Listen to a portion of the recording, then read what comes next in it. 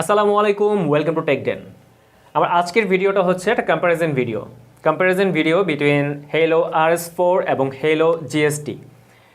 এই দুটোই smart watch কিন্তু Haylou একেবারে নিউলি লঞ্চ করে স্মার্ট ওয়াচ। তবে Haylou GSTটা আমরা হাতে পেয়েছি প্রায় 1 মাস আগে, তারপরও এটাকে নতুন বলছি। আর একেবারে রিসেন্টলি আমাদের হাতে আসছে Haylou RS4।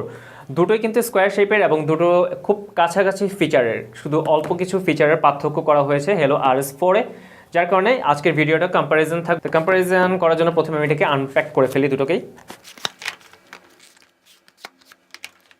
তো আমার হাতের ডান দিকে যেটা আছে সেটা হচ্ছে Haylou RS4 এবং হাতের বাইরে আছে Haylou GST। সো দুটোকে আমি একসাথে দেখাচ্ছি, Haylou RS4 এবং Haylou GST অলমোস্ট কাছাকাছি, এবং প্যাকিং দুটোর একেবারে সেম প্যাকিং সিস্টেম এবং প্যাকিংয়ের বরাবরের মতো ভিতরে charging cable, pin charging cable এবং ইউজার ম্যানুয়াল। সো এগুলোকে আমি সরিয়ে রাখতেছি।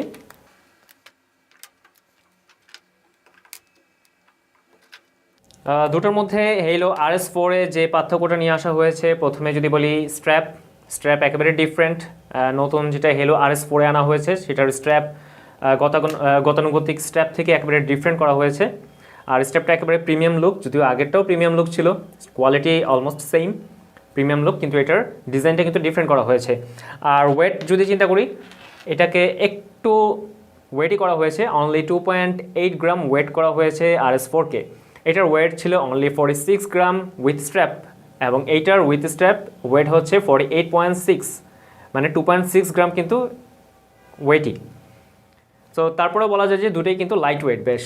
আর যদি ডিসপ্লের কথা চিন্তা করি, অবশ্যই RS4-এর কিন্তু ডিসপ্লে সাইজটা GST থেকে বেশ বড়, কারণ GSTর ডিসপ্লে ছিল 1.69 ইঞ্চ আর Haylou RS4-এর ডিসপ্লে সাইজ হচ্ছে 1.78 ইঞ্চ, এবং ওরা কিন্তু এই ডিসপ্লেটাকেও কিন্তু ওরা মার্কেটিং করেছে, বিশেষ করে বক্সে 1.78 ইঞ্চ। আর আরেকটা মেনশন করার মতো ছিল, যেটা এই RS4-এ কিন্তু AMOLED ডিসপ্লে আনা হয়েছে।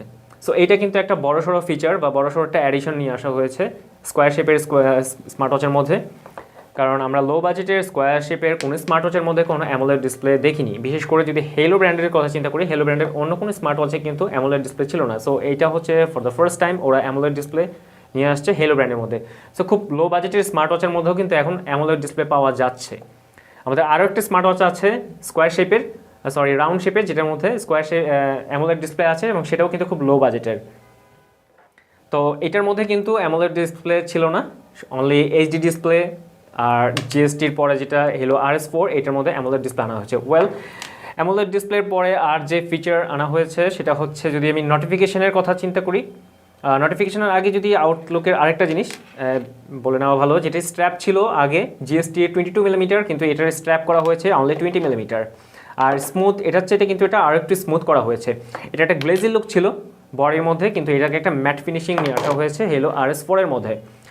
এনিওয়ে, এবার চলে যায় এটার ইন্টারনাল ফিচারের মধ্যে। প্রথমে যদি নোটিফিকেশনের কথা চিন্তা করি, নোটিফিকেশন দুটোর মধ্যে কোনোটারই কলিং ফিচার নেই। আসলে Haylou ব্র্যান্ডের কোনো স্মার্ট ওয়াচে আমরা কলিং ফিচার দেখিনি বা কলিং নোটিফিকেশন দেখিনি, কিন্তু আপনি কিন্তু মেসেজ নোটিফিকেশন পাচ্ছেন। দুটোতেই কিন্তু মেসেজ নোটিফিকেশন আসবে। তবে Haylou GST-তে শুধুমাত্র আপনার ফোনের মেসেজ নোটিফিকেশনে ছিল, কিন্তু Haylou RS4-এর মধ্যে কিন্তু মেসেজ নোটিফিকেশনের সাথে আপনার মেসেঞ্জার এবং হোয়াটসঅ্যাপ এই দুটোর নোটিফিকেশন কিন্তু আনা হয়েছে Haylou RS4-এর মধ্যে। এটা কিন্তু একটা বড় অ্যাডিশন। এরপরে হচ্ছে ফিটনেস ট্র্যাকার অলমোস্ট সেম থাকছে। ফিটনেস ট্র্যাকার আগেরটাতেও 4টা ছিল, GSTর পরে যখন RS4 আসে এটাও 4টি ফিটনেস ট্র্যাকারের মধ্যে heart rate monitoring, 24 hours heart rate monitoring পাচ্ছেন।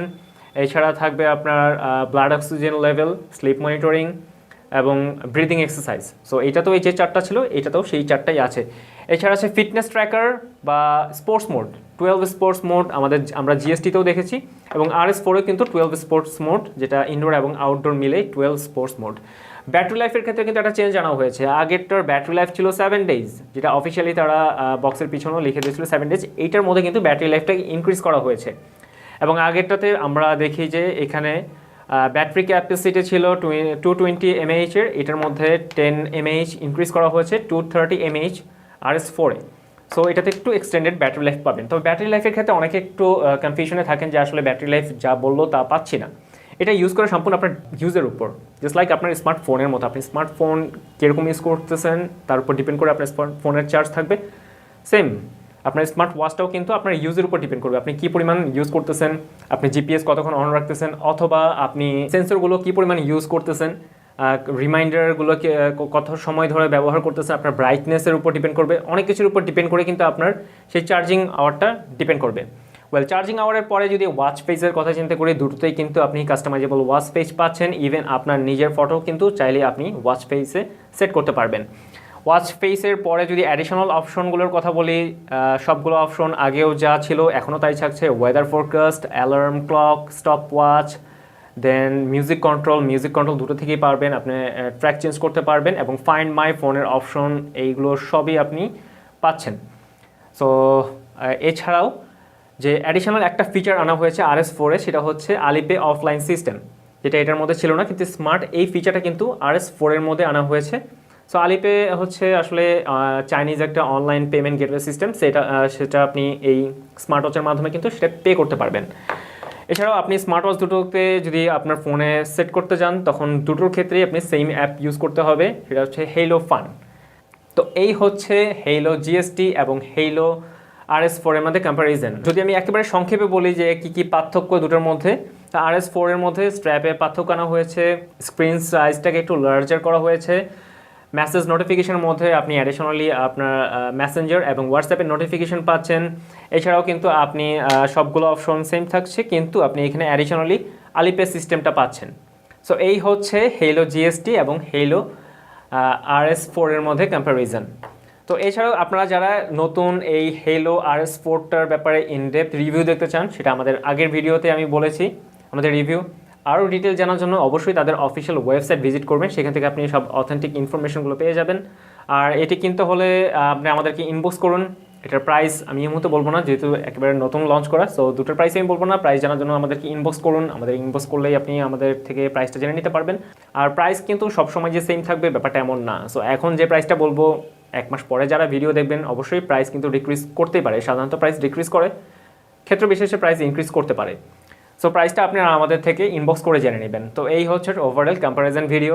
সো Haylou ব্র্যান্ডের আরও একটি নতুন স্মার্ট ওয়াচ কিন্তু অলরেডি আমাদের হাতে এসে পৌঁছেছে, যেটা হচ্ছে RT2। রিসেন্টলি আসে Haylou RT, এরপরেই আসে RT2। সো আমার নেক্সট ভিডিও থাকবে Haylou RT এবং RT2 এই দুটোর মধ্যে কম্প্যারিজন ভিডিও। সবাই ভালো থাকবেন, সুস্থ থাকবেন, আল্লাহ হাফেজ।